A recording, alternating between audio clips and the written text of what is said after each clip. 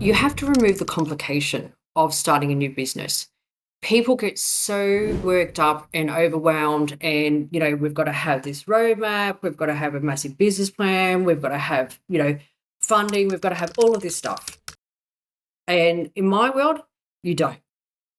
So I always start with a simple idea and just get to work.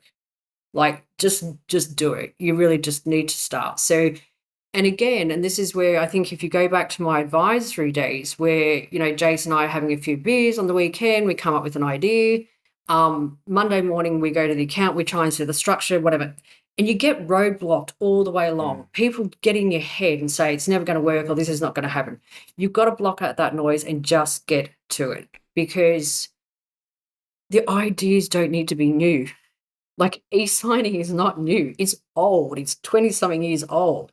It's just the way it has to be redelivered. And so to reconstruct the e-signing product, you don't need, well, that one only took, maybe a couple of weeks, because it's, I don't know, it's I don't know, nothing fantastic. It's just the way that you actually want to launch it. So I would say that don't overcomplicate the process. Don't go through all of these loops and, hoops and all this sort of stuff just to get you started. And again, don't sit there and think about a brand new idea. Just think about a incumbent company that needs to be refreshed.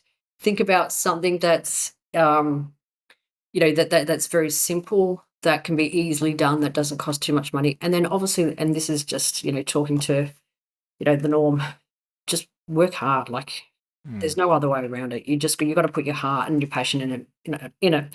All of the things that have been very successful for me is because I'm completely passionate about it. I know that I've been offered many opportunities. I have gone through some ideas, and the ideas, the ones that I don't really care about, never work because I just can't be bothered.